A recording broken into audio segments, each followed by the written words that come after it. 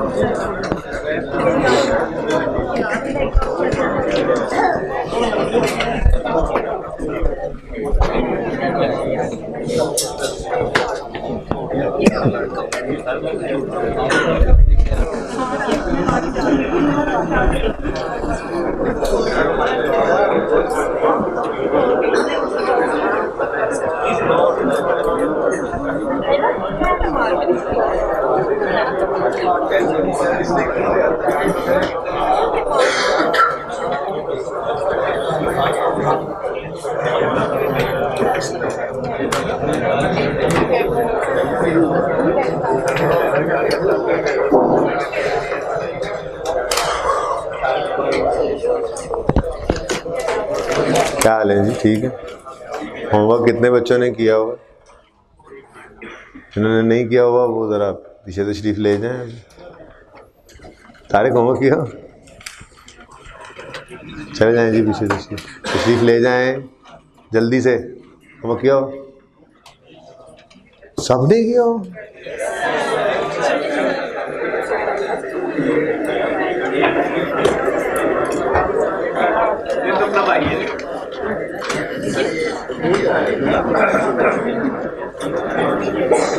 भाई शाही कोई नहीं होता यहाँ पे।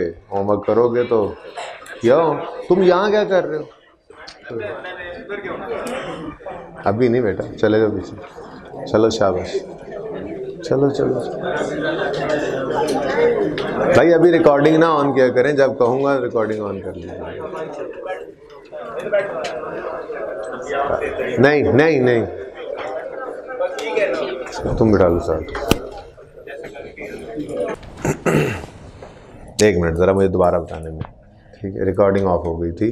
प्रैक्टिस सेट 4 पेज 709 ये सॉल्व करने लगे हैं। रिक्वायरमेंट पढ़ें जी। Show the journal entries for the year ended 31 दिसंबर 6, 7, 8, 9 यूजिंग डायरेक्ट मेथड। ये कैश फ्लो आ गई है। डायरेक्ट मेथड उसने ऐसे ही नाम दे दिया, आगे ब्रैकेट में लिखा हुआ वो क्या है? Recognise as grant income.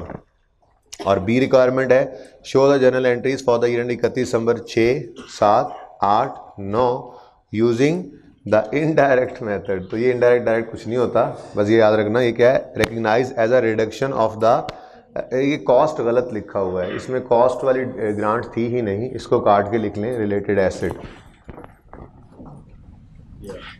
ठीक है, मैं पिछली क्लास में सही करवाना ही भूल गया, ज़बानी बता दिया था, लिखवाया नहीं था। आप सब कर लें चेंज इसको। ठीक है, ओके। अब पहले अगेन वही आसान वाला सही वाला काम कर लेते हैं फटाफट। ठीक है, सवाल पढ़ लेते हैं पहले। वो कहता है Basit limited is a newly formed company. Homework में देख लें क्या लिखा हुआ है। होमवर्क में देख रहे हैं क्या लिखा हुआ? Practice question 3। प्रैक्टिस क्वेश्चन 3 है पोटैटो लिमिटेड। हाँ जी, और वो कहते हैं जी पहले बम बनाते थे, गन्स बनाते थे, अब इन्होंने जो वो चिप्स बनाने शुरू कर दिए। ठीक है, तो ये आपका होमवर्क होगा। ओके, अच्छा वैसे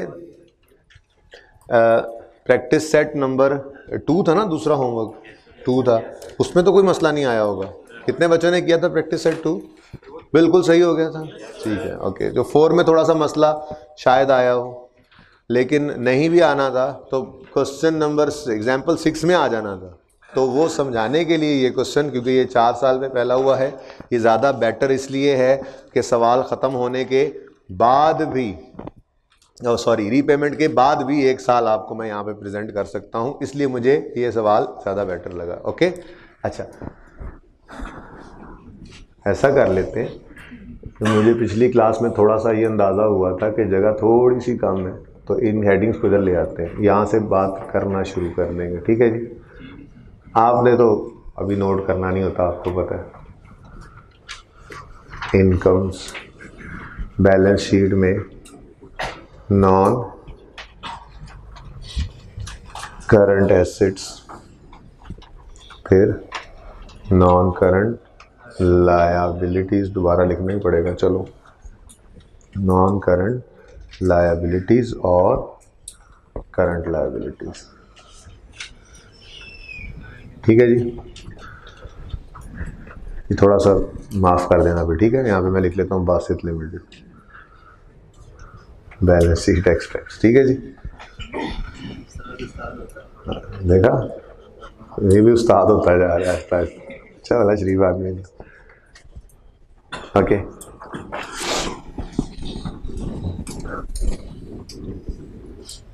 अच्छा जी, सवाल पढ़ते हैं अब।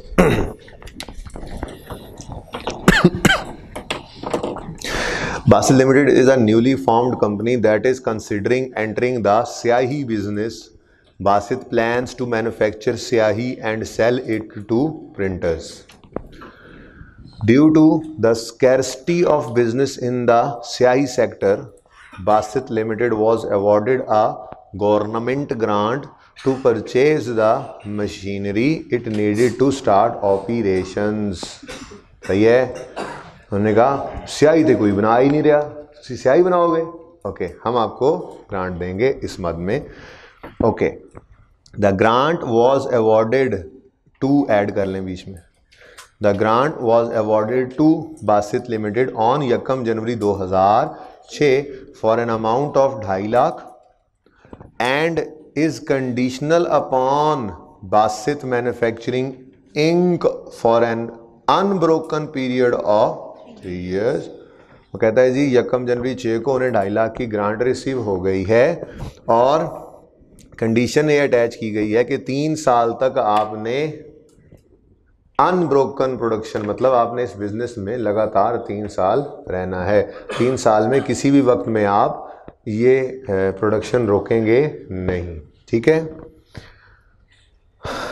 आगे कहता है should Basit stop manufacturing before the end of 3 year period, अगर बासित ने ये इंक बनानी 3 साल से पहले रोक दी,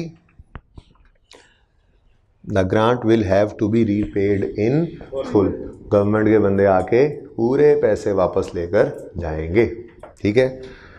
अच्छा जी, Basit limited purchase the requisite machinery on 1 जनवरी 6 for 500, the machinery expected to have a useful life of 4 साल with a nil residual value, और due to नागुज़ीर वजूहात Basit limited had to stop manufacturing ink on 1 जनवरी 2008 but intends to continue it on 1 जनवरी 2009।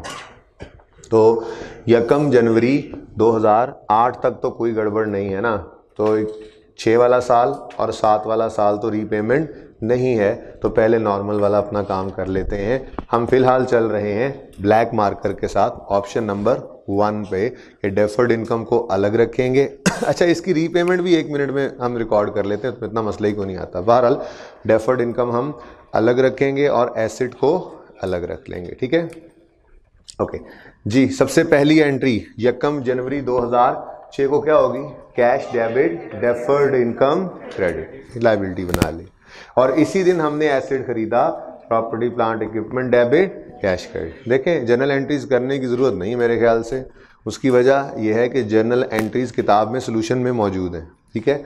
आप बनाना चाहें तो ये balance sheet income statement extracts बना लीजिएगा, ये किताब में मौजूद नहीं है। प्लस जब देखेंगे एंट्रीज में कोई कमी बेशी हुई तो उसको पूरा वहीं सोल्यूशन के ऊपर ही कर लेंगे। ठीक है, चलें शुरू करें। फिर आपने एंट्रीज लिखनी नहीं है, आपने ये एंट्रीज सिर्फ, मैं भी पहले साल के एंट्रीज लिख लूँ, उसके बाद फिर डायरेक्ट पोस्ट करेंगे इन एंट्रीज को। ठीक है जी। उसके बाद पीपीई डेबिट कैश क्रेडिट भी 1 जनवरी 2006 को हो गया। ठीक है, अब 31 दिसंबर 6 आएगा तो क्या होगा, डेप्रिसिएशन होगी। डेप्रिसिएशन की एंट्री होती है depreciation expense debit, accumulated depreciation या एसेट क्रेडिट। देखें नरेशंस अगर एंट्रीज मांगे तो ज़रूरी हैं, याद रखिएगा, अगर एंट्रीज मांगे नरेशंस लाजमी लिखिएगा, और अगर नहीं चाहिए होंगी उसको एंट्रीज के साथ नरेशंस तो स्पेसिफिकली रिक्वायरमेंट में लिखेगा नरेशंस आर नॉट रिक्वायर्ड। ठीक है, तो नरेशन में साथ साथ बोलता जा रहा हूँ, जो ज़रूरत महसूस करो तो उसको लिख लेना बुक के ही सोल्यूशन में बाद में। ठीक है, मुझे बता देना कि इसकी हमने लिखनी है, 1 मिनट रुक जाए। ठीक है, बहरहाल ये क्या है जी, ये क्या है, इसकी नरेशन क्या होगी, गवर्नमेंट ग्रांट रिसीव्ड, बस ज़रूरत नहीं है इतनी ज़्यादा कहानी डालने की। Government grant received, asset acquired, depreciation charge for 2006।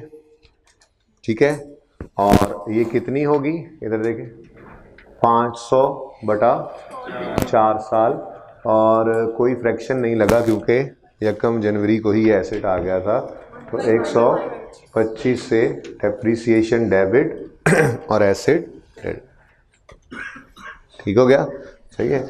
और लास्ट क्या है, हमने जो इनकम बनाई है उसको भी हमें, अब ये डेफर्ड लायबिलिटी बनाई है उसको भी कुछ ना कुछ इनकम में ट्रांसफ़र करना पड़ेगा, तो उसकी एंट्री बोलें जल्दी से, डेफर्ड इनकम, यानी वो जो लायबिलिटी हमने बनाई थी उसको कम करेंगे, उसको डेबिट करेंगे। ठीक है, और grant income profit and loss में ले जाएंगे कितनी भाई, सेम बेसिस 500/4 किया तो यहाँ पर 250/4 हो जाएगा।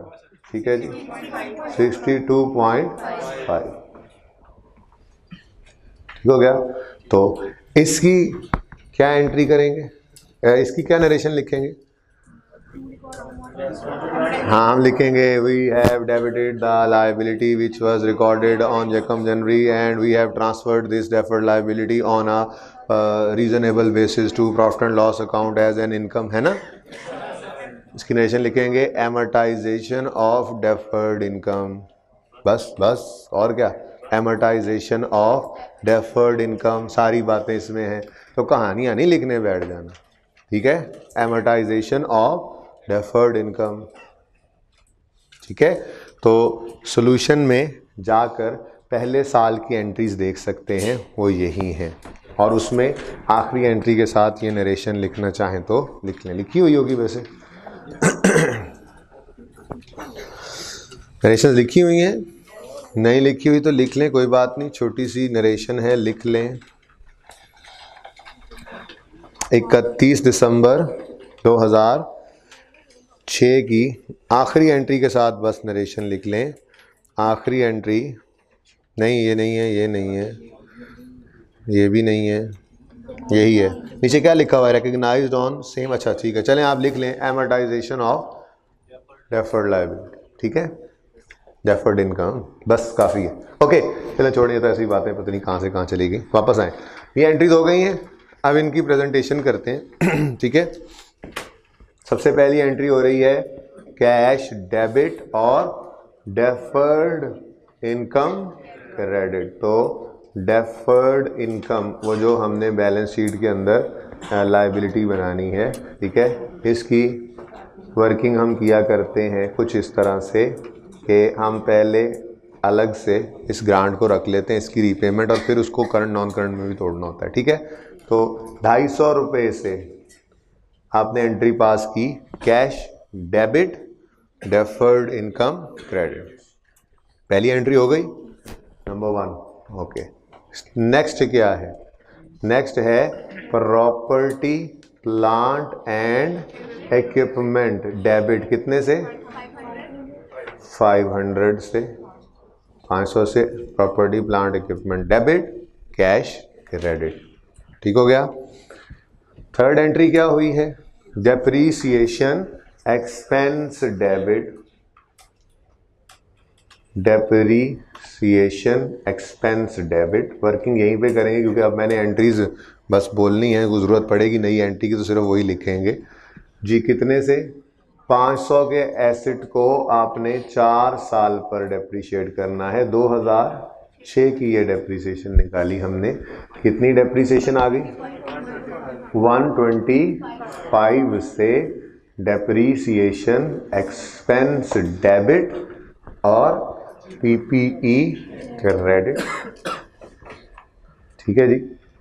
अब इसमें भी और कुछ भी नहीं होना तो बहुत दूर आना पड़ा, 375। ठीक हो गया जी, सही है। और लास्ट एंट्री क्या है, डेफर्ड इनकम को डेबिट करो और ग्रांट इनकम को क्रेडिट कर लो।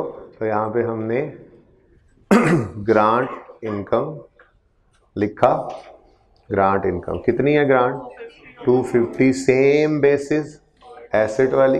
ठीक है जी, तो ये बन गया 62.5। अब एंट्री बोलो, एंट्री क्या बनेगी, deferred liability, deferred income debit, कितने से, डेबिट मतलब कम, लायबिलिटी डेबिट होने का मतलब कम होता है। ठीक है, तो deferred liability, deferred income debit और grant income profit and loss में क्रेडिट 62.5 से।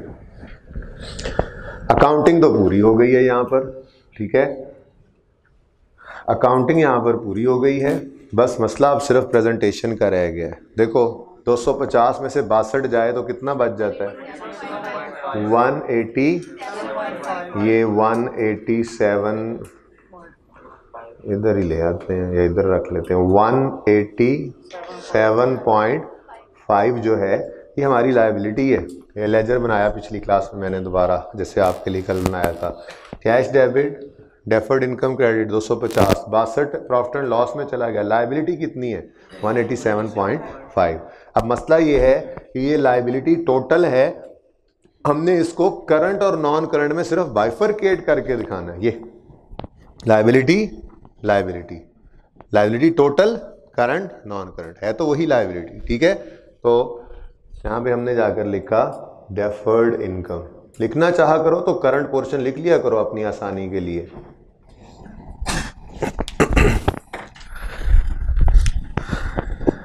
डेफर्ड इनकम, ठीक है।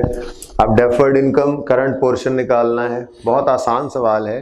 ठीक है, इसमें तो फ्रैक्शन ही नहीं था, हमने तो मुश्किल सवाल कर लिया था फ्रैक्शन के साथ।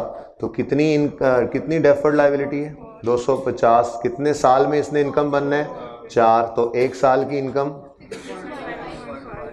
62.5। ये 62.5 हमारा करंट पोर्शन है, तो 187.5 में से 62.5 को माइनस कर दो, 125, ये यहाँ पे करके आएगा तकरीबन 125। टोटल करोगे तो वही 187.5 ही होगा। ठीक है जी,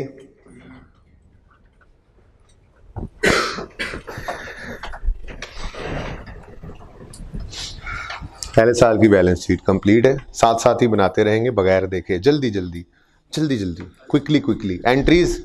एंट्रीज सेम है, वो मैंने आपको दिखा दी थी, एंट्रीज सेम है। रिक्वायरमेंट एंट्रीज की थी, ये एडिशनल है काम, लेकिन 1 मिनट में ये काम सब समझा लूंगा, तो 1 मिनट में ये काम किया करना है। ओके,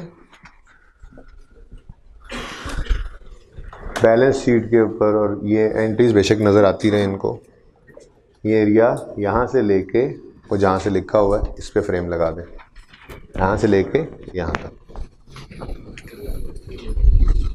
भाई क्यों नहीं कह रहे होमवर्क आप लोग, क्यों नहीं होमवर्क? कल करके आए थे, आज क्यों नहीं किया? आपने क्यों नहीं किया? आदत तो क्यों नहीं किया? क्यों नहीं किया बोलो, कोई वजह नहीं, पास नहीं होना चाहते, बता दो, वैसे ही आपस की बात है, कोई नहीं सुन रहा, बताओ पास नहीं होना चाहते, ऐसे हो जाओगे पास फिर। मैं चाहता हूँ मैं पास हो जाऊँ, मैं होमवर्क नहीं करना चाहता, मैं टेस्ट नहीं देना चाहता, मैं क्लास नहीं पढ़ना चाहता, अरे मैं चाहता हूँ मैं पास हो जाऊँ, ये तो कोई बात नहीं। जी भाई साहब, एंड पे अच्छे भले मेरे तुम स्टूडेंट हो, तुम्हें क्या हो गया, तुम्हें क्या होमवर्क तुमने,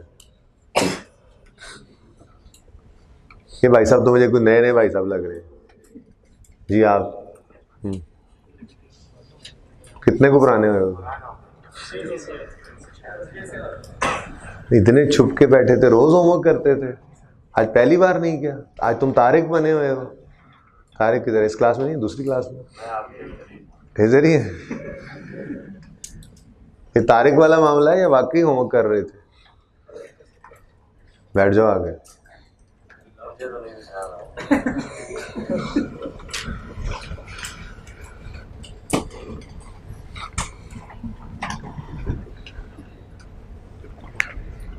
आगे भाई कोई जेन्युइन मसले वाला खड़ा हो। अब्दुल्ला तुम रहने दो, तुम कल भी आए थे।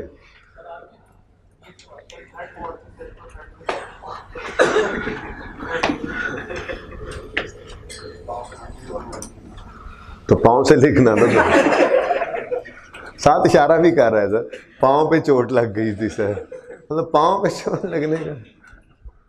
गुड। हाँ भाई, अभी किसकी तबीयत खराब है, अभी भी किस की तबीयत खराब है? तुम बैठ जाओ सर। और किसकी तबीयत अभी भी खराब है? तुम भी बैठो, अब्दुल्ला को नहीं बैठना। ओके, कल भी आके फिर भी अभी तक एहसान है मेरे पे, ना आते कल फिर 1.5 घंटा खड़े रहते। मैं भी तो बीमार हूँ, तो दुआ करना, छुट्टी नहीं करूँगा इंशाल्लाह, ऐसे बैठ के पढ़ाऊंगा तो टेंशन ना लो। तो बीमारी से बंदा क्लास थोड़ी छोड़ देते। अच्छा जी, बैठ जाओ सारे यार, होमवर्क करके आया करो प्लीज़, आप लोगों का अपना वायदा है। अपने ना सही अपने माँ बाप के हाल भी रहम कर लो, शर्म तुमको मगर नहीं आती होता है।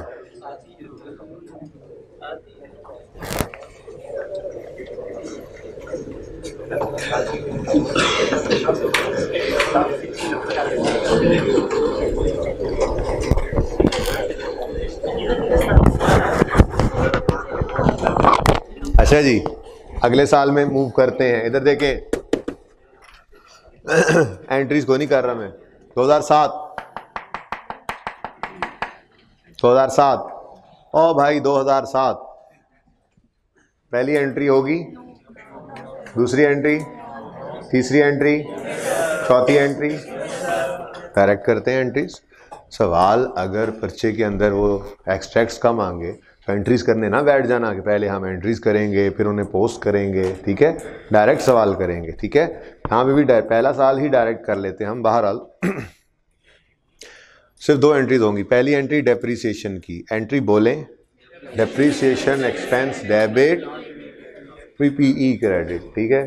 तो वर्किंग सेम वही आएगी, 500 बटा 4, कितनी डेप्रीसिएशन बन रही? 125 डेप्रीसिएशन एक्सपेंस डेबिट और 125 से एसेट क्रेडिट, 375 को ले लेते हैं हम। कितना रह गया जी? 250। पहली एंट्री हो गई। दूसरी एंट्री, डेफर्ड इनकम को आपने इनकम बनाना है, तो पहले तो वो बैलेंस लेके आओ जो हम पर लायबिलिटी है अभी भी, 187.5। ये देखो, 1 जनवरी 7 पे ये सारी लायबिलिटी थी, 31 दिसंबर 7 पे इसी में से इनकम बनेगा बैलेंस। तो कितना बैलेंस इनकम बना लें? मैं देखें, 250 डिवाइडेड बाय 4 जी। अब एंट्री बनती जिस तरतीब से है वैसे ही किया करें, ठीक है जी। कितनी अमाउंट बनी? 62.5, ठीक है। 62.5 से डेफर्ड इनकम को डेबिट करो 62.5 से और ग्रांट इनकम को क्रेडिट कर लो 62.5। ठीक हो गया जी, काम तो अपना मुकम्मल हो गया।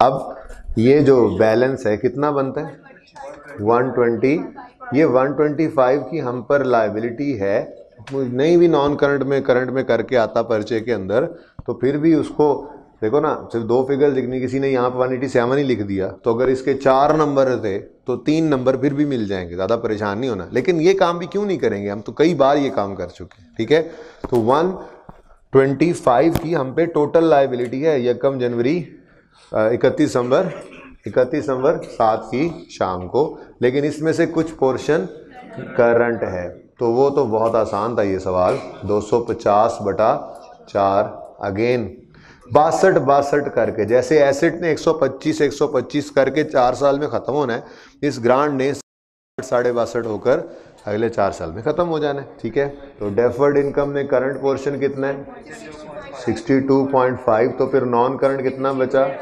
62.5।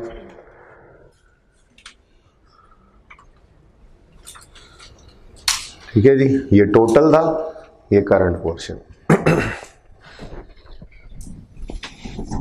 बाद में जगह कम पड़ जानी है।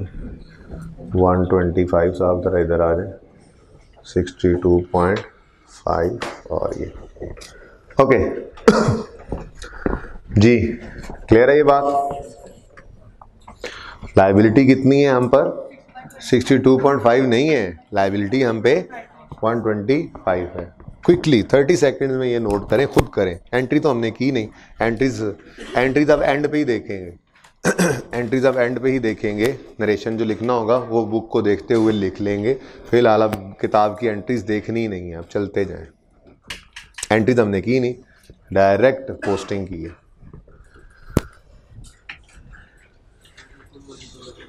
अच्छा जी, ये भी ऊपर कर लें। अब ठीक है, वेलकम।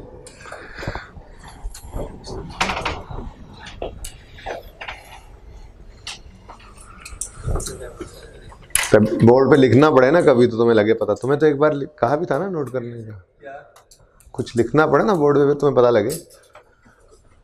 किसी बच्चे को कह देना नोट कर देना, तो जो इस तरह से खड़ा होकर नोट करता है, जब मैं क्लास में आता हूँ तो वो यूं नोटेड होता है सारा। जो इस तरह से नोट करता है कर ही नहीं सकते वैसे।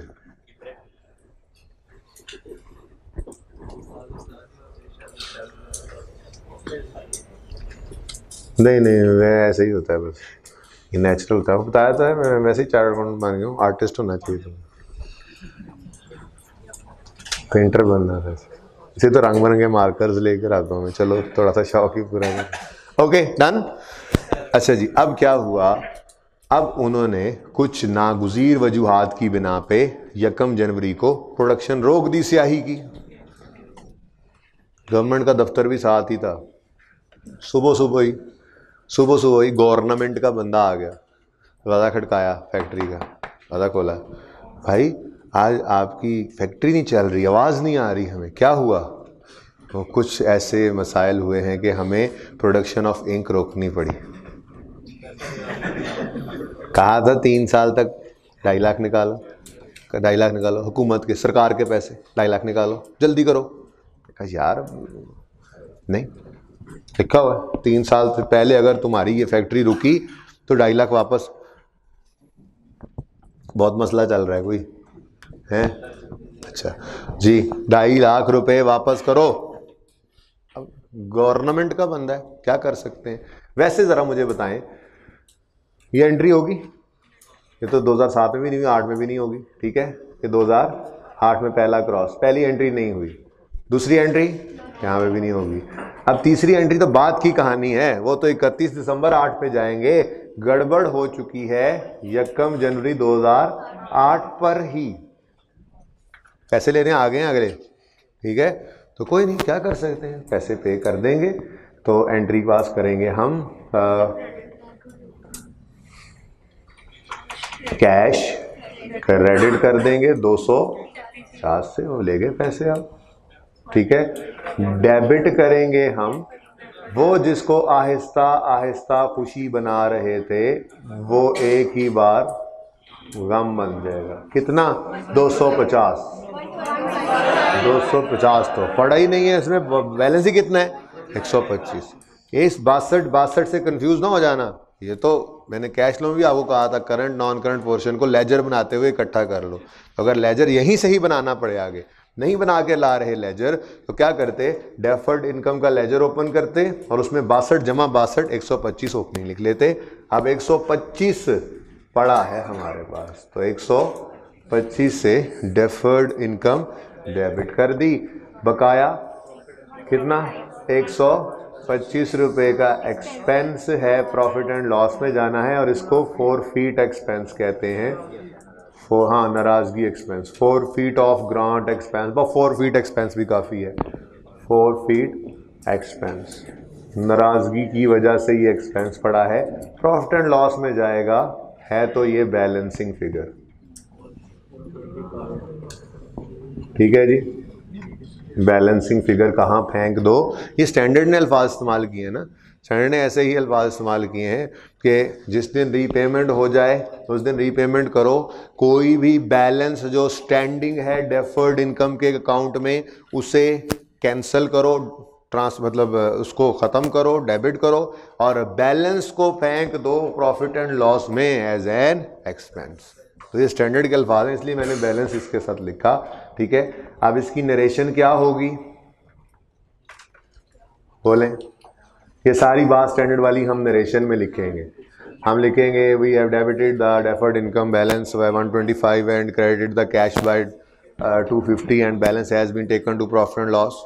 नहीं जी, गवर्नमेंट ग्रांट रीपेड, बस बात खत्म। जब अब दोबारा एंट्रीज खोल के देखेंगे ना, अभी तो नहीं देख रहे, तो उस वक्त ये लिख लीजिएगा, इसलिए मैंने लिख दिया यहाँ पे। ठीक है, रीपेमेंट ऑफ गवर्नमेंट ग्रांट, या government grant repaid, that's it. ठीक है, ओके। अब रीपेमेंट हो गई। ठीक है, रीपेमेंट के असरात क्या पड़े? रीपेमेंट के असरात ये पड़े कि हमारे पास अब डेफर्ड इनकम नामी कोई चीज़ नहीं है। ठीक है, मैं अगर इसको वापस इकट्ठा कर लूँ, 2008 में ये होने लगा ना, मैं इसको वापस इकट्ठा कर लेता हूँ। 62 जमा 62 125 था ना, 125 था। ये 125 क्या हो गया? ये ख़त्म। हमने कहा जी रीपेड, यूँ कह लें रीपेड, जान छुड़ाया करें। 125 क्लोजिंग इज नील, जिसका मतलब 125 जो पड़ा था वो बस पड़ा था, अब नहीं पड़ा है, तो 62 के आगे नील, यहाँ पे भी नहीं। ठीक है, वो तो करंट नॉन करंट में ही हमने इसको बाइफरकेट किया हुआ था ना। तो रीपेमेंट के पहला असर क्या पड़ा? हमारी डेफर्ड इनकम अब नज़र आना ख़त्म हो गई है। ठीक है, अगली बात, क्या डेप्रिसिएशन भी ख़त्म हो जाएगी?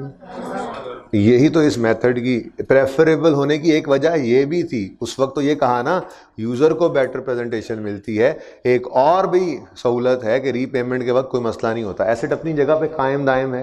वो कहेगा मेरा की कसूर है, मैं तो इतनी ही, मैनू तो डेप्रिशिएट करो। ठीक है, आप कहोगे डेप्रिसिएशन चार्ज करें, प्रोडक्शन तो रुकी हुई है। तो ये तो इंट्रो में भी पढ़ाया गया हुआ है आप लोगों को। क्या कहा जाता है इंट्रो के अंदर? अगर एसेट कभी आइडल हो जाए, एसेट कभी आइडल हो जाए, डेप्रिसिएशन को रोकना नहीं है, याद रखना ये बात। ठीक है, एसेट जब रेडी टू यूज़ हो गया एक बार, ये भी कॉन्सेप्ट इंट्रो का ही है कि एसेट रेडी टू यूज़ हो गया, अभी प्रोडक्शन शुरू नहीं की, 3 महीने बाद प्रोडक्शन शुरू की, तो स्टैंडर्ड कहता है जब रेडी टू यूज़ था तो उस दिन से डेप्रिसिएशन स्टार्ट करो, प्रोडक्शन चाहे तुम 6 महीने बाद शुरू करो, और दरमियान में किसी वक्त रोक दो तो उस रुके हुए वक्त की डेप्रिसिएशन चार्ज होगी। एसेट वैल्यू लूज कर रहा है, चाहे तुम इस्तेमाल कर रहे हो चाहे नहीं कर रहे हो। तो एसेट अगर आइडल हो जाए तो भी, आइडल का मतलब क्या होता है? अभी वो पड़ा हुआ है, बस फारिग है, तो वो कोई नहीं, काम नहीं कर रहा, रुका हुआ है। ठीक है, काम खत्म किया हुआ है हमने, थोड़ी देर के लिए काम सस्पेंड किया हुआ है। तो एसेट अगर आइडल भी पड़ा हुआ है तो डेप्रिसिएशन को आपने नहीं रोकना। तो ये कहेगा, प्लांट कहेगा, ये जो प्लांट ही था ना, कहेगा मुझे तो डेप्रिशिएट करो। कहेंगे अच्छा यार टेंशन क्यों लेते हो, 31 दिसंबर 2008 पर डेप्रीसिएशन की एंट्री होगी बिल्कुल वैसे ही। Depreciation expense debit, accumulated depreciation या एसेट क्रेडिट, और वो आज भी 125। ठीक है, और अगली एंट्री होगी वो तो बचा ही नहीं जिसको इनकम बनाया करते थे। ठीक है, तो इसका मतलब एक तो एंट्री ये हुई इस साल में, ग्रांट आई नहीं, एसेट आया नहीं, वो तो एंट्री तो ना हुई। ठीक है, ये रीपेमेंट की एंट्री और साल के एंड पे अब डेप्शन एक्सपेंस, तो एसेट तो अपनी जगह मौजूद है, वो तो रहेगा। उन्होंने कहा है अगले साल भी प्रोडक्शन शुरू करनी है तो अगले साल भी एसेट डेप्रिशिएट होगा, इस साल भी डेप्रिशिएट होगा, इस साल भी। एसेट की यूजफुल लाइफ 4 साल ही है, एक साल बीच में प्रोडक्शन रोक दी है तो भी 4 साल बाद आपने इसको बेचना ही है, नियत ही यही थी। पड़े पड़े भी चीज़ खराब हो जाती है, मशीनरी तो खास तौर पे एसेट वैल्यू लूज कर रहा है, मार्केट में वैल्यू लूज कर रहा है। तो याद रखना एसेट आइडल हो, है इंट्रो का कॉन्सेप्ट वैसे, लेकिन रिवाइज करवा रहा हूँ ये बात भी, एसेट अगर आइडल पड़ा हो तो भी डेप्रिसिएशन को रोकना नहीं होता। ठीक है, तो डेप्रिसिएशन 2008 की कितनी बनी, वही 500/4 जी। 2008 की डेप्रिसिएशन है ये एंट्री, डेप्रिसिएशन एक्सपेंस डेबिट, और इधर देखिए एसेट क्रेडिट 250 माइनस 125 जी, 125 बच गया बस, और नीचे कख नहीं बचा क्योंकि रीपे कर दिया। लेकिन एक एंट्री पूरी नहीं की आपने, ये एंट्री बनती है deferred income debit, cash credit, balance कहाँ ले जाओ, 4 feet expense, 4 feet of government grant की वजह से पड़ा है एक्सपेंस कितना, 125 का। और यही मैंने आपको समझाया था कि रीपेमेंट ऑफ गवर्नमेंट ग्रांट की अकाउंटिंग जो है वो चेंज इन एस्टीमेट की तरह से है, यानी कि आपने, मैं फिर दोबारा से वही मिसाल देता हूँ, आपने चेंज इन एस्टीमेट पढ़ा हुआ है, इंट्रो में भी पढ़ा है, यहाँ पे थोड़ा सा रिवाइज भी किया था, तो बोलो चेंज इन एस्टीमेट में हम क्या करते थे, हम कहते थे लाइफ बदल गई, रेट बदल गया, मेथड बदल गया, तो आज WDV कैलकुलेट करो और आज से ऑनवर्ड्स रिमेनिंग लाइफ पे से डेप्रिशिएट करो। पिछले सालों को जाके हम सही नहीं करते थे। ठीक है, चेंज इन एस्टीमेट की अकाउंटिंग है, इवन कॉस्ट रिवैल्यूएशन मॉडल पे आना है तो चेंज इन पॉलिसी, लेकिन अकाउंटिंग उसकी भी चेंज इन एस्टीमेट की तरह से होती थी। 10 साल पुराना एसेट चला आ रहा है, आज रिवैल्यू कर लिया, पुराने साल की डेप्रिसिएशन को जाके नहीं छेड़ते थे। 5 साल पुराना एसेट है, चला आ रहा है, 5 साल की डेप्रिसिएशन चार्ज हो चुकी है, हम उसको जाके नहीं छेड़ा करते थे, हम बस इस साल से और इससे ऑनवर्ड सालों की डेप्रिसिएशन को सही कर लिया करते थे। तो यही आपको समझाया जा रहा है कि जो 62 की इनकम 6 और 7 में बनाई थी आपने, पिछले सालों में जाने की इजाजत ही नहीं है आपको, जब 8 में खड़े हैं आप, वो इजाजत IAS 8 में है, और वो IAS 8 आप पढ़ेंगे FAR 2 में, 10-12 दिन लगेंगे उसके ऊपर, फिर आपको पता लगेगा कि ये अकाउंटिंग कैसे की जाती है, पिछले सालों में वापस कैसे जाया जाता है। ठीक है, उसको रिट्रोस्पेक्टिव एप्लीकेशन कहते हैं। पिछले साल तब से चेंज करो जब से गड़बड़ हुई है, 2 साल 4 साल 5 साल 20 साल 100 साल पुरानी गलती है, सही करो। कैसे करेंगे वो तो वहीं देखेंगे ना। ठीक है, वो रिट्रोस्पेक्टिव एप्लीकेशन आपके स्कोप में नहीं है, आउट ऑफ सिलेबस है। प्रोस्पेक्टिव एप्लीकेशन आपने 2 जगह देखी है, चेंज इन एस्टीमेट IAS 16 में ही चेंज इन एस्टीमेट हो जाए, प्रोस्पेक्टिव उस साल को उससे आगे को सही कर लो। चेंज इन एस्टीमेट नहीं है पॉलिसी चेंज, लेकिन वो भी IAS 8 बताएगा कि इसको क्यों, मैं नहीं कहता कि रिट्रोस्पेक्टिव करो। बहरहाल रिवैल्यूएशन में आपने देखा उस साल को और ऑनवर्ड्स को रीवैल्यूड अमाउंट रिमेनिंग लाइफ पे डेप्रिशिएट करते थे। ठीक है, तो आपने इस 62 को नहीं छेड़ना, इस 62 और 62 को नहीं छेड़ना। अकाउंटिंग ये चेंज इन एस्टीमेट की तरह की अकाउंटिंग ट्रीटमेंट करनी है, यानी आपने सिर्फ 8 में खड़े होके ये एक्सपेंस चार्ज कर देना। अब असल में ये वही खुशियां हैं जो पिछले 2 साल मनाते रहे थे, अब उन सालों को नहीं छेड़ा, इस साल में गम रिकॉर्ड कर लिया, कोई नहीं, पड़ जाता है गम। ठीक है, पिछले सालों को नहीं छेड़ना जाके, ये लिखवाया था आपको। रीपेमेंट है, ये रीपेमेंट ऑफ गवर्नमेंट ग्रांट जो है ये लाइक चेंज इन एस्टीमेट, और ब्रैकेट में फिर लिखवाया था इसके आगे कि सिर्फ करंट और फ्यूचर ईयर्स पे इसका इम्पैक्ट जाता है, सिर्फ करंट और फ्यूचर ईयर्स पे। ओके, क्लियर ये बात? ठीक है, तो इसको भी नोट करें बगैर देखे। एंट्रीज तो बाद में देखेंगे कि हमने जो एंट्रीज की हैं वही किस सवाल की रिक्वायरमेंट है। खुद करें, शाबाश, जल्दी जल्दी।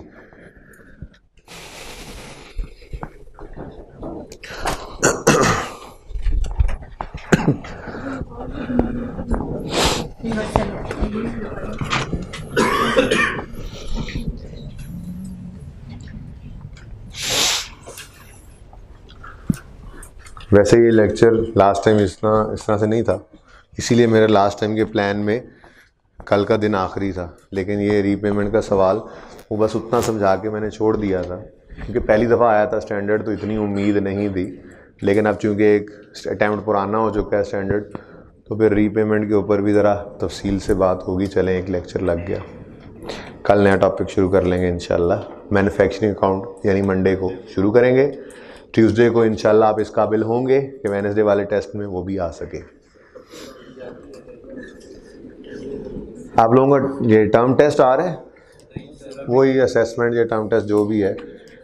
हाँ, बहरहाल मैं बता रहा हूँ, जनवरी में एक टेस्ट आपका आ रहा है, वो 8-10 तारीख के आसपास, ठीक है। उसमें 31 दिसंबर तक का पढ़ा हुआ सारे का सारा टेस्ट होगा। एक बात याद रख लो मेरी, आप 31 दिसंबर तक पढ़े हुए को तैयार कर लो। यहाँ पे आप 70-80% चांसेस हैं कि आप वैसे ही पास हो जाएंगे, क्योंकि बाद वाले आखिरी जो अभी 2 रहते हैं या तीसरा जो चल रहा होगा, ये जो कॉस्ट भी ख़त्म हो चुका होगा, 2 टॉपिक रह जाएंगे सिर्फ।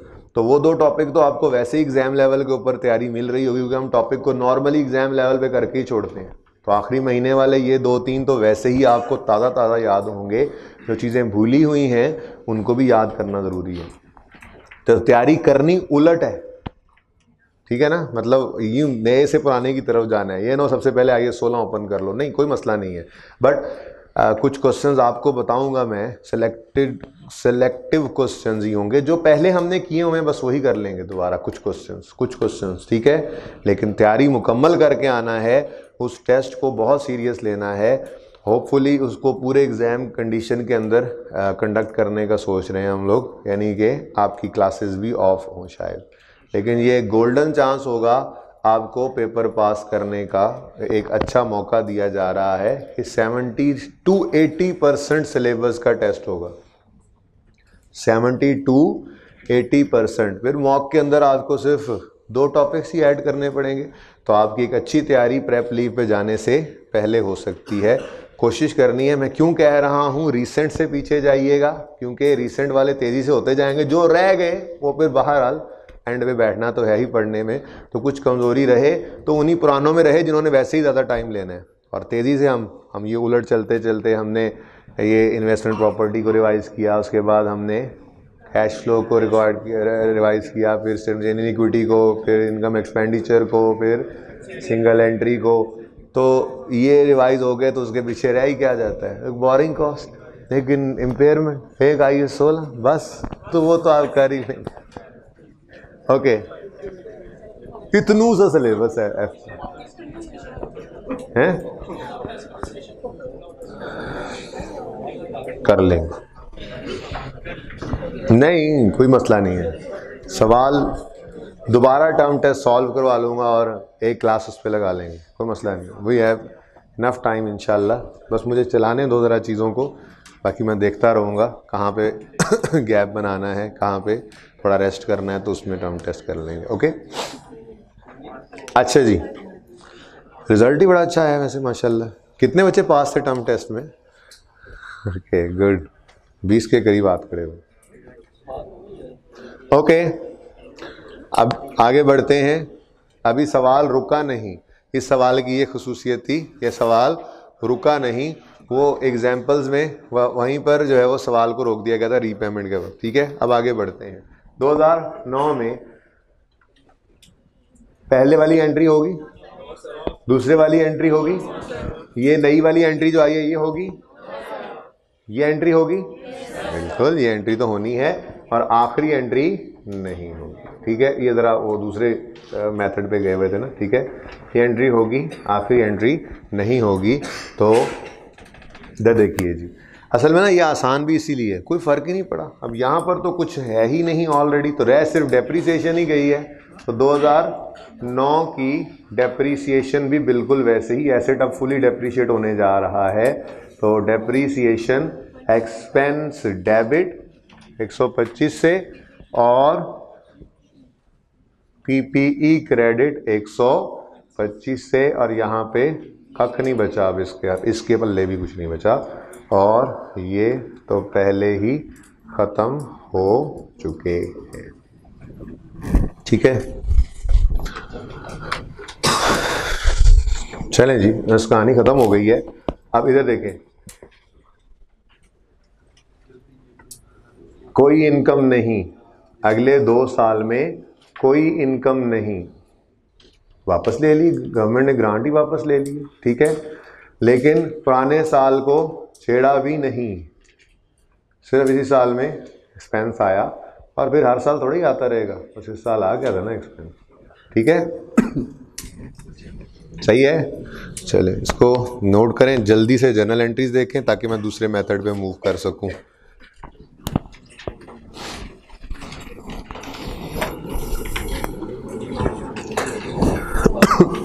जर्नल एंट्रीज देख लें, डिफरेंट तो नहीं है। अगर कोई कमी बेशी है, आपको वहाँ मुश्किल लगे, जैसे क्यूमुलेटिव लिखा हुआ नज़र आए, आप प्रॉपर्टी प्लांट इक्विपमेंट लिखना चाहें या एसेट का नाम लिखना चाहें तो लिख लें।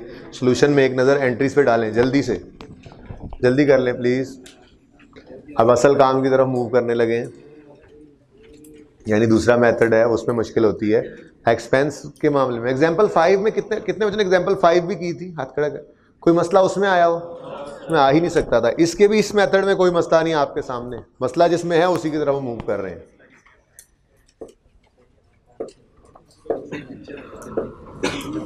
पढ़ लें, एंट्रीज पढ़ लें, रिक्वायरमेंट ए की एंट्रीज पढ़ लें।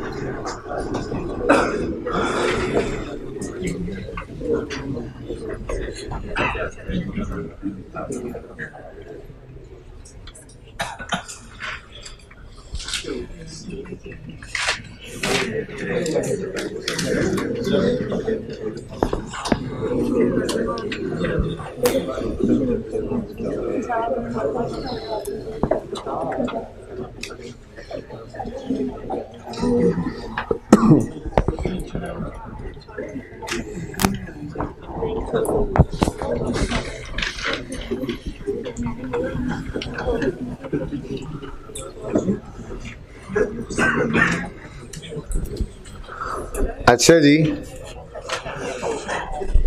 दूसरा ऑप्शन हमारे पास क्या होता है एसेट रिलेटेड ग्रांट में? दूसरा ऑप्शन क्या होता है, हम नेट कर लें कॉस्ट में से ही इसको नेट कर लें, ठीक है। तो एक बात जो नहीं की थी अभी तक क्लास में, थोड़ी सी बात है, वो इतनी लंबी बात नहीं है, बस एक भी दिन के लिए आपके पास ग्रांट अगर पड़ी है एसेट आने तक, तो उसको कहीं ना कहीं रिकॉर्ड तो करना है ना, ये बात मैंने नहीं की थी। तो जैसे ही पैसे आए गवर्नमेंट से, आप एंट्री करें cash debit deferred income credit. अगर इसको डेफर्ड इनकम ही रखना है तो आहिस्ता आहिस्ता ट्रांसफ़र करते रहना, और अगर वो कहे कि एसेट की नेट कर दो, तो जिस दिन एसेट आए उस दिन सारी की सारी को डेबिट करके एसेट में से क्रेडिट कर देना। ये बात ज़रा मैंने नहीं की थी आपसे अभी तक, ठीक है। तो सारी बातें इकट्ठी तो हो नहीं सकती, ऐसे ही आहिस्ता आहिस्ता करके चीज़ें जो हैं वो आप तक पहुँच रही होती हैं, ठीक है।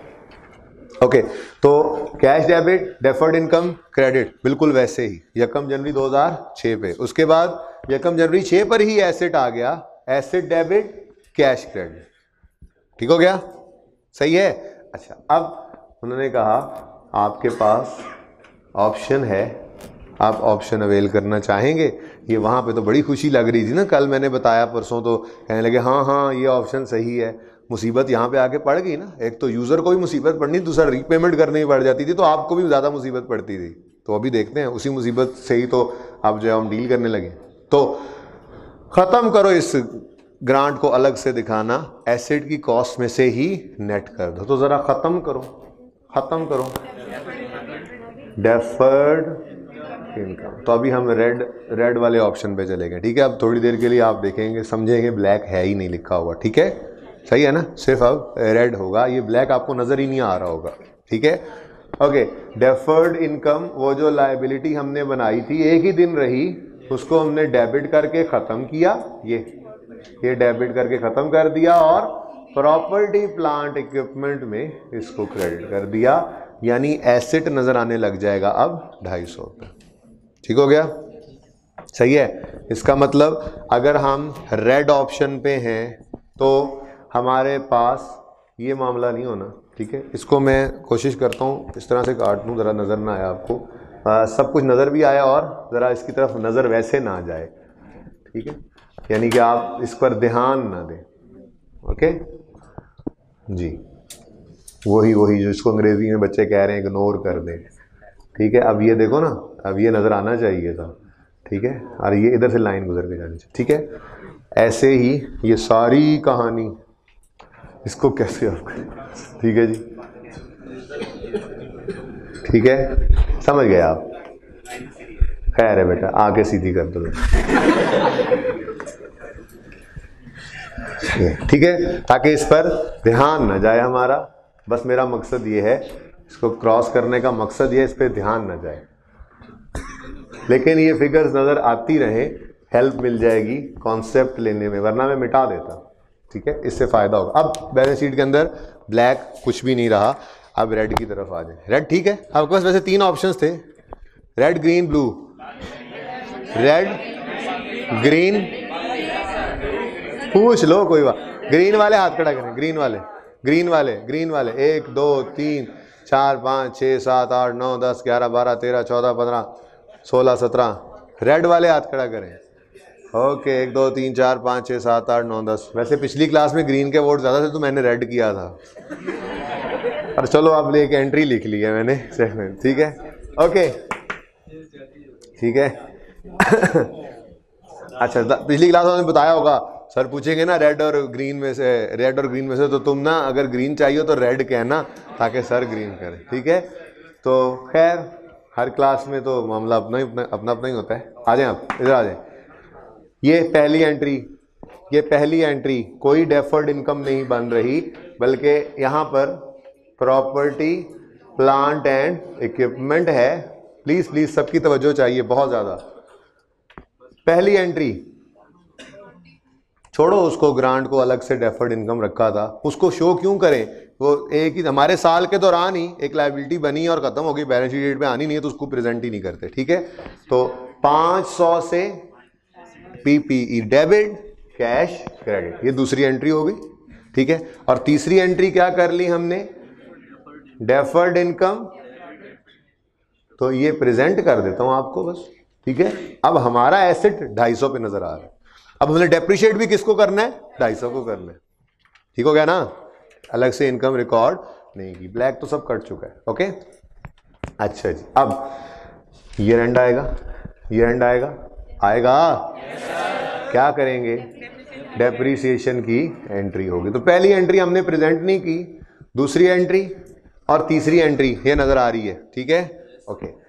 अब डेप्रिसिएशन की एंट्री होती है, depreciation expense debit, PPE credit, ठीक है। और 500 तो है ही नहीं, 250 डिवाइडेड बाय 4 जी 62.5 और 62.5, ठीक हो गया जी। इसकी क्या नरेशन हो, यही नई चीज आई ना, वरना ग्रांट रिसीव, एसेट परचेज्ड, इसकी नेटिंग ग्रांट इन एसेट, गल खत्म, ठीक है। हाँ भाई, क्या नेटिंग के स्पेलिंग नहीं आते, ठीक है, netting the government grant from PPE from asset, बस नेट ऑफ, अच्छा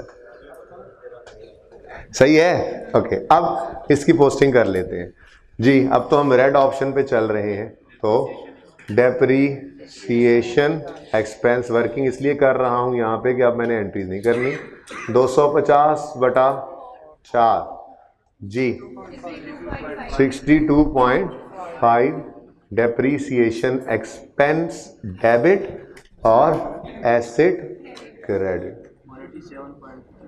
187.5। ठीक हो गया। नेट में मतलब तो वही बन रहा है, लेकिन मैंने इसलिए काट दी कि अब ध्यान उधर ना जाए। ये प्रूफ कर लिया था हमने कि मतलब वही बनता है। ओके ठीक है चलो। अच्छा जी, अब अगले साल आए, पहली एंट्री होगी नहीं, दूसरी, तीसरी, सिर्फ एक ही एंट्री होगी। वो कौन सी? डेप्रिसिएशन डेबिट, एसेट या क्यूमुलेटेड डेप्रिसिएशन क्रेडिट। तो डायरेक्ट एंट्री कर लेते हैं। 2007 की डेप्रिसिएशन वही है 250/4 जी डेप्रिसिएशन एक्सपेंस डेबिट 62.5 से और एसेट क्रेडिट 187.5 माइनस 62.5 जी depreciation expense debit PPE credit 125। सही हो गया? अरे ये तो काम हो गया, यहां तक तो कोई इतना खास मसला नहीं हुआ।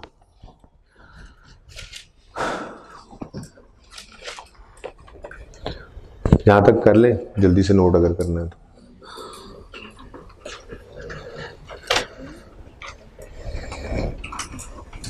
ये लाइन यूं आएगी, कहा भी है पेंटर बनना चाहता था ना मैं, इसलिए इस तरह से।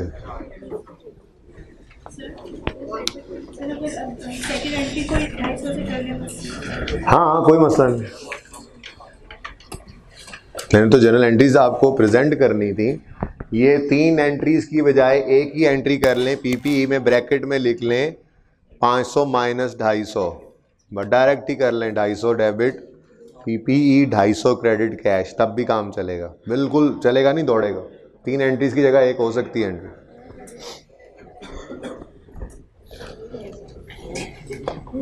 शॉर्टकट्स तो पूरा कॉन्सेप्ट सीखने के बाद ही होते हैं। तो पूरा कॉन्सेप्ट तो ये है, एक एक चीज़ है। उसके बाद आप परिचय में तो 250 ही आना है पीपीई के अंदर, तो 250 डायरेक्ट लिखो।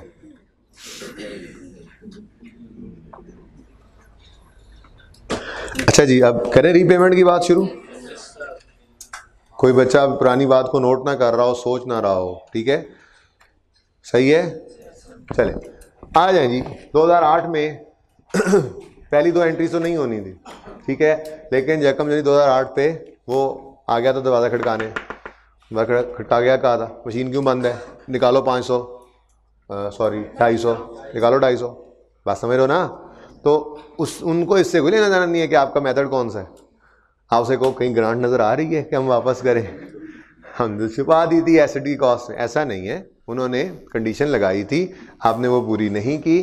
तो बहुत इंपॉर्टेंट देखिएगा, आप क्या करोगे, कैश को तो क्रेडिट करना ही करना। कैश क्या हो जाएगा, 250 से क्रेडिट। अब डेबिट किसे करें, डेफर्ड इनकम को। ये क्रॉस लगे हुए मतलब है कि अब कुछ नहीं है यहाँ पे, ठीक है, कुछ नहीं है यहाँ पर। तो इधर देखो, ये देखो, जब ग्रांट आई थी पीपीई को क्रेडिट किया था, जब ग्रांट वापस हो गई है तो पीपीई को डेबिट कर लो, बस। ठीक है। लेकिन थोड़ा सा मसला इसमें बस ये है, इस मेथड में थोड़ा सा मसला ये है कि जब हम एसेट की कैरिंग वैल्यू को छेड़ देते हैं ना, तो उसकी वजह से डेप्रिसिएशन छिड़ जाती है। ठीक है, वो छिड़ जाती है तारिक, छिड़ जाती है, मतलब ये नहीं कि बकरियां छिड़ जाती हैं। ठीक है, ओके। हाय मुझे कैसे पता है? ओके जी, ओके। ये देखें 2 डॉट दरमियान में 3 4 लगाए। और बात समझिएगा, एसेट बढ़ाया था या कम किया था? ग्रांट आने पर एसेट को कम कर लिया था, अब ग्रांट वापस हुई तो एसेट को बढ़ा लो, ये तो सिंपल काम। लेकिन मसला क्या है, जब हमने एसेट को कम किया था तो डेप्रिसिएशन भी कम चार्ज होती रही। उसका इम्पैक्ट पिछले 2 साल में पड़ चुका है, तो बस उसको भी रिवर्स करना पड़ेगा। ठीक है, चलो बात तफसील से ही कर लेते हैं, लेकिन अल्टीमेटली बचना वही शॉर्टकट है जो हम कभी रेक्टिफिकेशन में इंट्रो में लगाया करते थे। बात तफसील से कर लेते हैं। ठीक है, मैं एक वर्किंग करता हूं छोटी सी, इसमें मैं कहता हूं depreciation impact due to repayment of government grant. भाई गवर्नमेंट ग्रांट की रीपेमेंट की वजह से हमारी डेप्रीसिएशन पे कुछ इम्पैक्ट तो पड़ा है ना। ठीक है, और वो इम्पैक्ट हमने रिवर्स करना है, इम्पैक्ट रिवर्स करना है। वो डेप्रीसिएशन रिवर्स भी हो सकती है, चार्ज भी हो सकती है, रिवर्स भी हो सकती है, चार्ज भी हो सकती है। डेप्रीसिएशन रिवर्स हो ही नहीं सकती, रिवर्स हो ही नहीं सकती। देखें, हमने ग्रांट आने पर एसिड को कम किया था, अब एसिड को हमें बढ़ाना पड़ा, तो ये तो कभी भी नहीं हो सकता कि एसिड बढ़ रहा है डेप्रीसिएशन कम होगी। ठीक है, तो ये तो याद रख लेना कि हमेशा निकलना तो है शॉर्ट डेप्रीसिएशन, जिसे हमने चार्ज ही करना है, तो वो बाद में देख लेना। चलो पहले जरा वर्किंग तफसील से कर लेते हैं। अब मैं क्या कह रहा हूं, मैं ये कह रहा हूं डेप्रीसिएशन चार्ज, डेप्रीसिएशन चार्ज। वैसे तो पिछली क्लास में मैंने अंग्रेजी में लिख दी थी यहाँ पे वजह, लेकिन सोचा ये था कि बच्चों को उर्दू में लिख के समझाऊंगा अगली क्लास में, उनको तो सिर्फ बताया था। तो मैं कह रहा हूँ डेप्रीसिएशन चार्ज, हमने जो डेप्रीसिएशन चार्ज की है, कब इधर देखो, जब ग्रांट ने एसिड को कम कर रखा था, डेप्रीसिएशन चार्ज। कितनी डेप्रीसिएशन चार्ज हुई, क्यूमुलेटिव इंपैक्ट निकाला करेंगे। एक बात याद रख लो, ठीक है, क्या है डेप्रीसिएशन चार्ज, 250 माइनस 0 नहीं लिखते, रेजिडुअल वैल्यू होती तो माइनस करते, डिवाइडेड बाय, ये तो है 1 साल की डेप्रीसिएशन, लेकिन हमने कितने साल इसी 250 को डेप्रीशिएट किया है, 2 साल को, तो यहां पे मैंने लिखा इनटू 2 ईयर्स।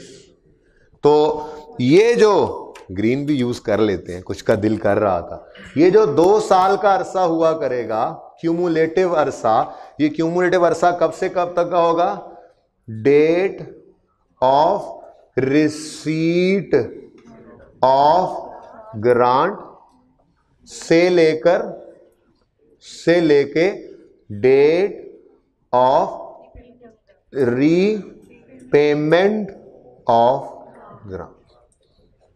ठीक है, ये 2 साल का अरसा क्यूमुलेटिव निकाल लिया करेंगे। ये कभी 2 साल होगा, कभी 1.5 साल होगा, कभी 1.25 साल होगा, कभी 1.25 साल होगा, कभी 3.5 साल होगा। ये तो अरसे की बात है ना, जिस वक्त कंडीशन ब्रीच हुई गवर्नमेंट ने पैसे लेने आ जाने। इस सवाल में 2 साल है, आपका भी सवाल वो डिस्कस करता हूं, होमवर्क वाला डिस्कस करता हूं, तो हो ही जाना डिस्कस, हो ही रहा है डिस्कस। उसमें क्या था, पिछले 1 साल पूरा साल ग्रांट आपने इनकम बनाई थी या डेप्रीशिएट नहीं की था, नेट किया हुआ था, ठीक है, और अगले साल के दरमियान में कहीं शायद सितंबर में जाकर रीपेमेंट हो गई।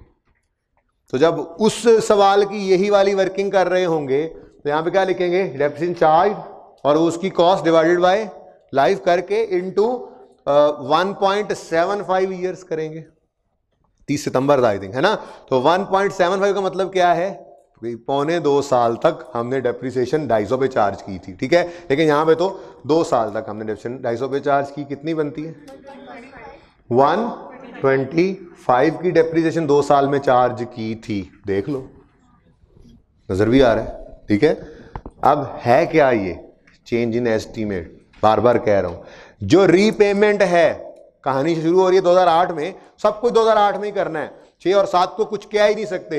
रीपेमेंट ऑफ ग्रांट की अकाउंटिंग क्या है, चेंज इन एस्टीमेट की अकाउंटिंग की तरह से, और चेंज इन एस्टीमेट की अकाउंटिंग कहती है कि पिछले सालों को छेड़ने की इजाजत नहीं है, इस साल को सही करो और आगे सही चलना। आज तक यही देखा था, कभी भी पिछले सालों की डेप्शन को जाकर नहीं छेड़ा करते थे। तो ये तो 125 बहरहाल चार्ज हो गई है, लेकिन डेप्रीसिएशन टू बी चार्ज, ये तो है अंग्रेजी। क्या, अगर ग्रांट ना होती तो क्या होता? वही होता जो मंजूर खुदा होता। अच्छा ठीक है जी। अगर ग्रांट ना होती तो एसेट 500 का होता, एसेट 500 का होता तो डिवाइड बाय 4 इंटू 2 ईयर्स कितने साल की कितनी डेप्रिसिएशन बनती? 50। तो डेप्रीसिएशन अब रीपेमेंट हो गई ना, तो अब तो हम यूं कह सकते हैं कि चार्ज होना चाहिए थी 250। यूं कह सकते हैं ना कि ये ओरिजिनल है, और यूं कह सकते हैं ये रॉन्ग हो गया, क्योंकि अब रीपेमेंट ग्रांट जो थी वो तो अब नहीं रही, तो नहीं रही तो डेप्रीसिएशन चार्ज होना चाहिए थी 250, चार्ज हुई है 125, तो कम चार्ज हुई है। तो एक्सेस चार्ज है या शॉर्ट है? शॉर्ट है तो मजीद चार्ज करोगे या रिवर्स करोगे? जो मर्जी कर लो, कभी रिवर्स तो होगी नहीं। यही कहा था आपको, शॉर्टकट क्या है, हमेशा रीपेमेंट के वक्त इस मेथड में, दूसरे मेथड में तो डेप्शन का इंपैक्ट आया ही नहीं था, अभी आपने देखा, उसमें तो डेप्शन ही हमने अलग रखी हुई थी और डेफर्ड इनकम अलग रखी हुई थी। मसला तो यहीं पे है ना। तो जब यहां पे हमने एसेट को कम कर रखा था, रीपेमेंट ग्रांट की वजह से कम किया था, रीपेमेंट का मतलब ग्रांट वापस हो गई, तो एसेट ने बढ़ना है, हमेशा बढ़ना है। जब एसेट ने हमेशा बढ़ना ही है तो फिर डेप्रिसिएशन भी हमेशा बढ़ना ही है। बहरहाल चलो पहली बार है तो लिख लेते हैं। 125 क्या है? 125 है, हम यूं कहा करते हैं ना कि हम ओरिजिनल से रॉन्ग की तरफ जाया करते हैं, ऐसे ही है। हम लिखा करते थे इंट्रो के अंदर, ओरिजिनल एंट्री में लिखा करते थे ये होना चाहिए था, रॉन्ग में लिखते थे ऊपर, अंग्रेजी के ऊपर उर्दू में लिखते थे, रॉन्ग एंट्री के साथ उर्दू में लिखते थे ये हो चुका है। तो फिर सवालात किया करते थे। तो 250 की डेप्शन चार्ज होना चाहिए थी, अब यूं कह लेते हैं, हुई है 125 की, तो मजीद बढ़ा लो, ठीक है। तो डेप्रीसिएशन शॉर्ट, यूं लिखें, अंग्रेजी तो औखी होंगी वैसे हमने तो शॉर्टकट बना ली, यहां पे लिखा ही नहीं करेंगे। Short depreciation to be charged now, ठीक है। ये मुश्किल से अंग्रेजी का मतलब ये लिखा ही नहीं करेंगे हम तो ये वर्किंग किया करेंगे। डेप्शन चार्ज्ड कब? जब ग्रांट ने एसेट को कम कर रखा था। डेप्शन टू बी चार्ज अगर ग्रांट ना होती तो क्यूमुलेटिव इफेक्ट निकालेंगे, और इसको सोचने की भी शायद अब जरूरत नहीं है हमेशा। तो ये देखो एसेट बढ़ रहा होगा तो इसका असर डेप्रीसिएशन के ऊपर भी क्या होता है? डेप्रीसिएशन भी बढ़ती है। Depreciation debit, property plant equipment credit. जरा तीर साहब थोड़ा सा इधर हो जाए जी, बता दें वर्किंग वन कह लें इसको, कहा ही वर्किंग वन है। कितना इंपैक्ट है? 125 से, and this is said to be repayment of government grant.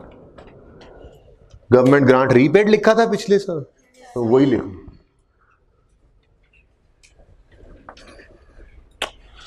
Government grant repaid. जंग बंदा लड़े और खून ना लगा हो, ऐसे तो नहीं ना हो सकता है। Government grant, okay, government grant, इससे परेशान नहीं होना। गवर्नमेंट ग्रांट रीपेड की 2 एंट्रीज हुई। फिर जब एसेट को नेट कर लेते हैं तो ये 2 एंट्रीज होती हैं। छोटी सी एक वर्किंग कर लिया करेंगे। मुझे नहीं पता सोल्यूशन में कैसे एंट्री हुई होगी, कैसे वर्किंग हुई होगी, आपने हमेशा ऐसे ही करनी है और ये बिल्कुल सही होगी, ठीक है।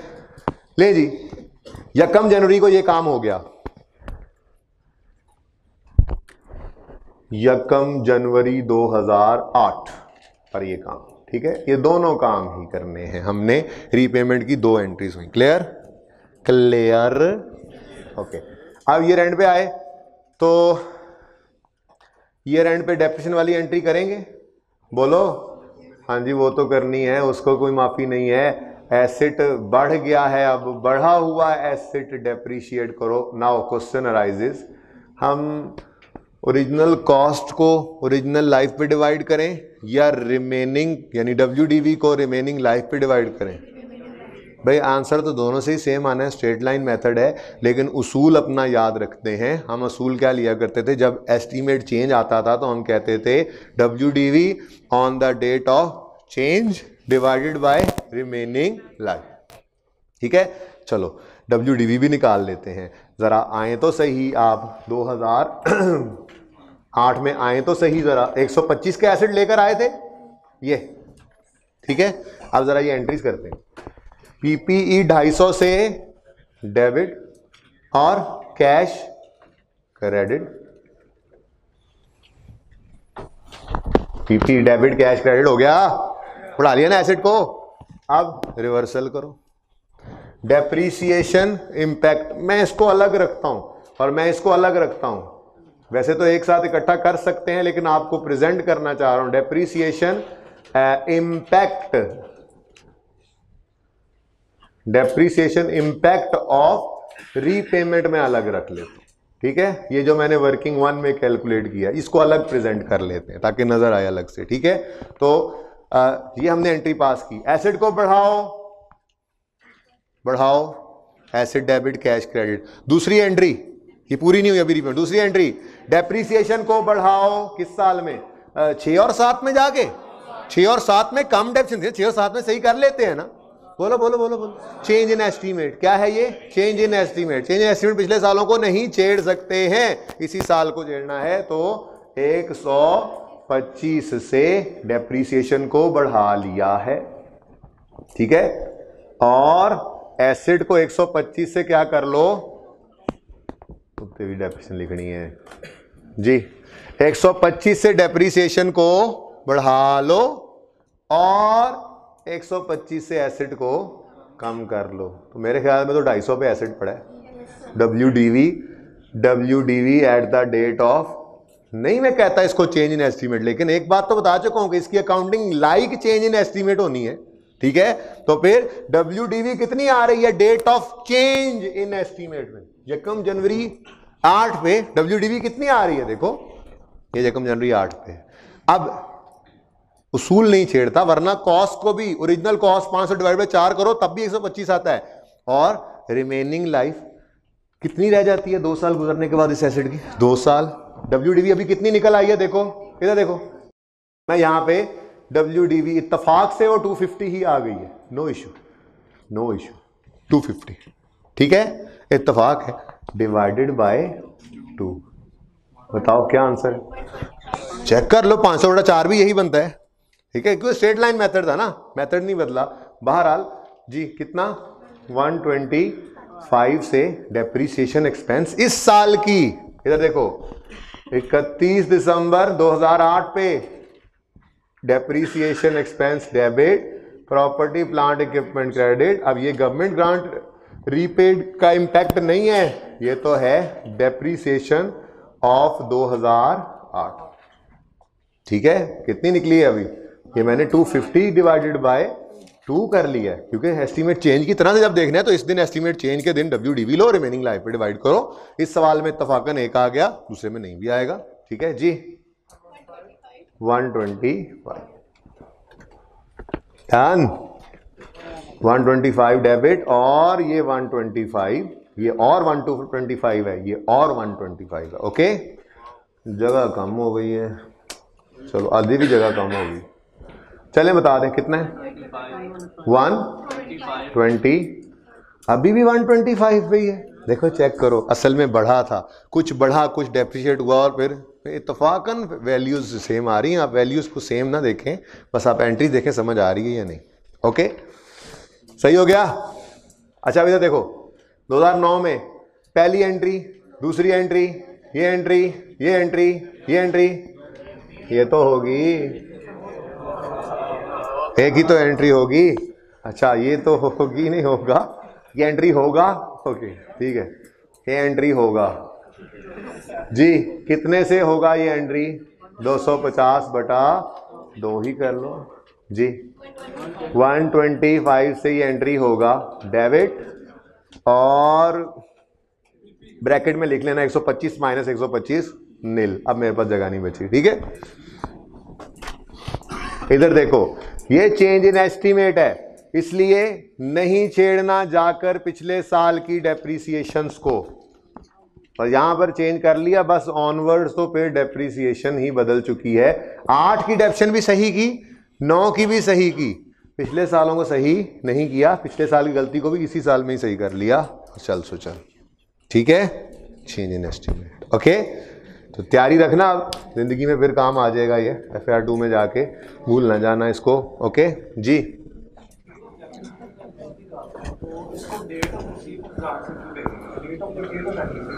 हाँ सही है, नॉर्मली चल ही एक रहा है, ठीक है।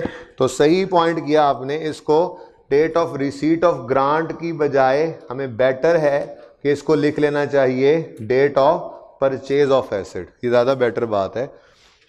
कभी ऐसा हो सकता है कि ग्रांट 6 महीने पहले आ जाए, तो उस वक्त तो डेप्रीसिएशन होनी, एसेट आने पर ही डेप्शन होनी है। तो जज़ाकल्लाह, ये ज़्यादा बेटर है। सभी सही कर लें और अली को दुआ दे दीजिएगा कि अल्लाह इसको इस दफ़ा पास कर दे, इसी दफ़ा पास कर दे।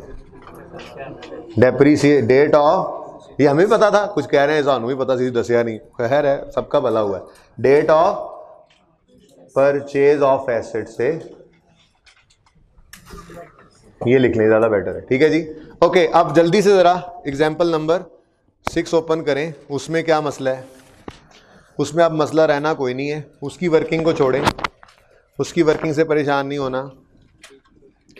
पेज 706 पे आए, सब कुछ बिल्कुल वैसे ही होता आ रहा है। 31 दिसंबर 18 तक कोई मसला नहीं है। 31 दिसंबर 18 तक तो पहला साल है ना, अभी रीपेमेंट नहीं आई। सफ़ा नंबर 706, 31 दिसंबर 18 तक कुछ भी मसला नहीं है, ठीक है। ये 31 दिसंबर 18 है बेसिकली, ये 31/1/18 शायद गलती से लिखा गया है, सही कर लें इसको, ठीक है। वो ये सोल्यूशन की बात कर रहा हूँ, सोल्यूशन बी, पेज 706। सोल्यूशन में इसी एग्जाम्पल के आगे ही उसका सोल्यूशन गिवन है। सोल्यूशन में पार्ट बी पे आए, पार्ट बी पे आ गए। पार्ट बी में पहली एंट्री 1 जनवरी 18 को, दूसरी 2/1/18 को, तीसरी 2/1/18 को, चौथी 31 दिसंबर 18 की है। इसको 31 दिसंबर 18 कर लें, ठीक है। अच्छा, यहां तक तो वो वाला साल है, ये 2007 बीच में था ही नहीं, 2007 तक का साल है, ठीक है। अब रीपेमेंट वाला क्वेश्चन आ रहा है। 30/9 को रीपेमेंट हो गई, रीपेमेंट हो गई है 30/9 को, तो पहले 30/9 तक की डेप्रीसिएशन चार्ज करेंगे, ठीक है। फिर उसकी रीपेमेंट करेंगे, रीपेमेंट करने के बाद क्यूमुलेटिव इफेक्ट निकालेंगे। 1 साल 9 महीने की डेप्रीसिएशन, ग्रांट ने कम किया था एसेट को उस हिसाब से, फिर 1 साल 9 महीने की डेप्शन अगर ग्रांट ना होती तो, और इम्पैक्ट उसी दिन 30/9 को चार्ज कर देंगे। ये काम खत्म। उसके बाद एसेट चलाना है आपने, सोल्यूशन में नहीं है, आपने चलाना है, ठीक है। आपने मजीद चलाना है। अगले 3 महीने की डेप्रीसिएशन कैसे लोगे? WDV at the date of change in estimate divided by remaining life. Original life थी एसेट की 4 साल, 1 साल 9 महीने गुजर चुके हैं इस सवाल में, तो बाकी रह गए होंगे 2 साल 3 महीने। 2.25 से डिवाइड करोगे, इंटू 3/12 करोगे। इसी तरह से करना। सोल्यूशन में पता नहीं कैसे वो वर्किंग हुई है, छोड़ो उसको, वो अजीब सी वर्किंग है। यही काम करना है बस आपने, ये याद रख लेना बस। सवाल हंस के हो जाएगा, हंस के हो जाएगा। ओके, जिंदगी रही तो कल मैन्युफैक्चरिंग अकाउंट स्टार्ट करेंगे। अल्लाह हाफिज। कल का